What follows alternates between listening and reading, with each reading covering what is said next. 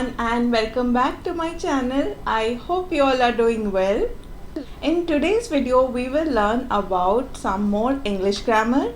Today we will cover prepositions and its correct use. Even though it's a very commonly used grammar form, figure of speech which is used, but it can get a bit confusing at times.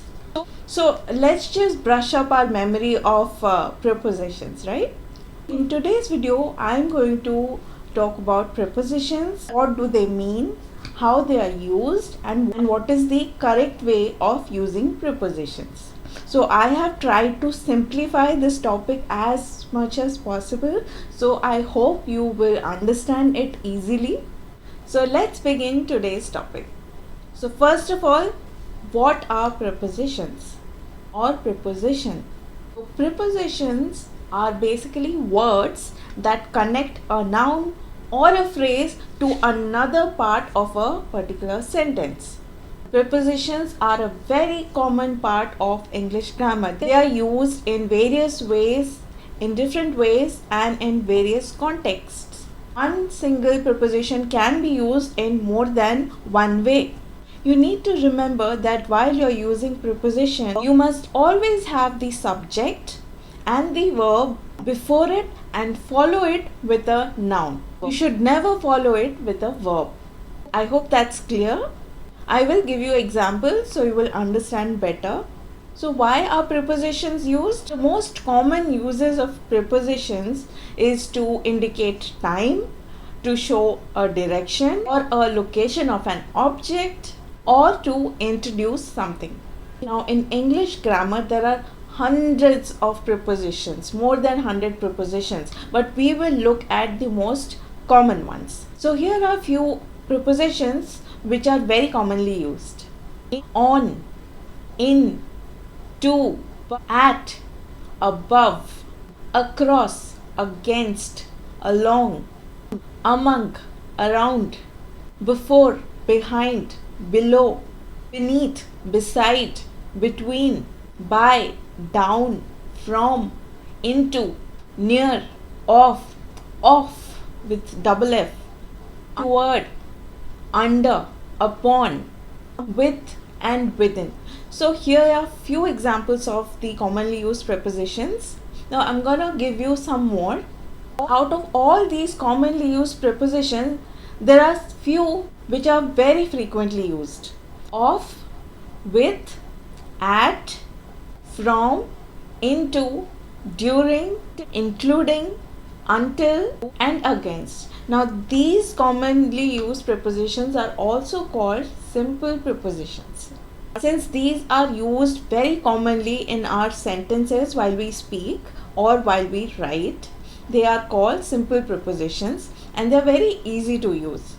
So let's look at few examples of the prepositions that I've just mentioned. An example for about. Tell me a story about your childhood. So about is the preposition here. Now what does it say? It says about a story of your childhood. So it is indicating something, right? Now the use of preposition is not fixed. It is different for different sentences, which context it is being used. You have to go through a lot of examples to understand how prepositions are used. There is no formula to catch up on, that this is how you're going to use a preposition. All you have to remember is that do not follow it with a verb. It is followed by a noun or a phrase, okay? The next example is for above. The waves came up above our head. So you're describing the height of a wave here. It is coming above your head. So that's what it is indicating. Across, I live across the street. So it is showing direction here. I quit my job after a week. Along, the dog ran along with me. Among, they are among the 4 survivors of the accident. Around, it costs around 100 rupees. At, I have a meeting at the coffee house tomorrow. Before, that building was built before I was born. Behind, he was standing behind the tree. Below, please do not write below the line, or please do not write below that sentence. Please observe that all these prepositions that are being used are used differently for different situations, but the same preposition can be used in different ways also. Like I said, it can be used in one way or more. Beneath means underneath, below something. It means the same. He found a penny beneath the bed. Beside, he was sitting beside me. Between, it is in between Monday and Friday. By, it is a poem written by John. Down, I was walking down the lane. For, I bought a present for my friend.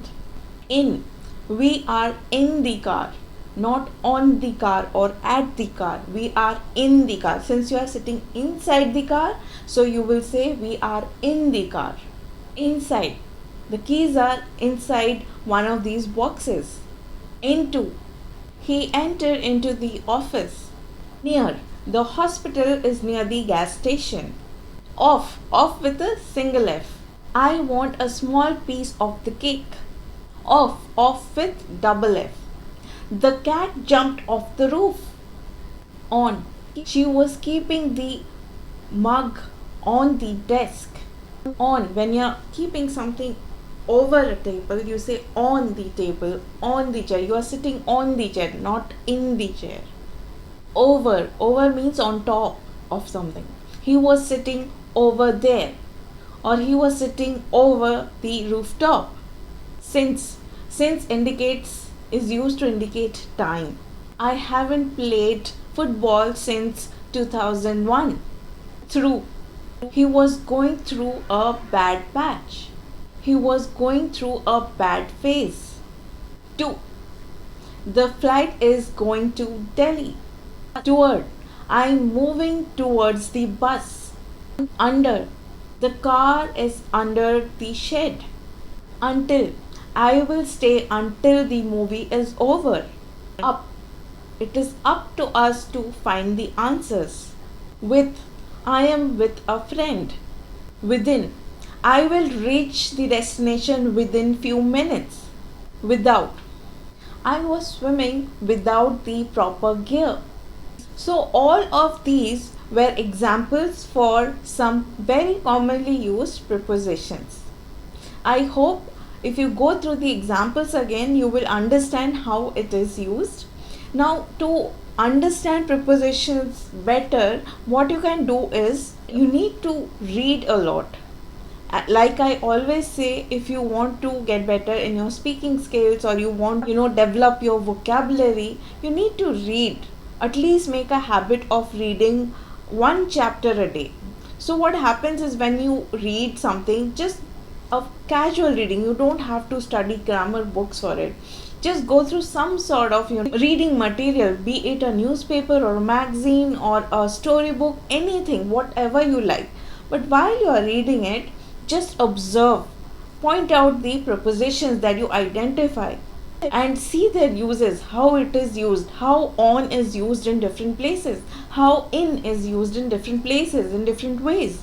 So when you start observing these, you have an understanding of how it is used, and you start applying it to your writing and your speech. Okay, so you will understand how you're going to use it while making a sentence.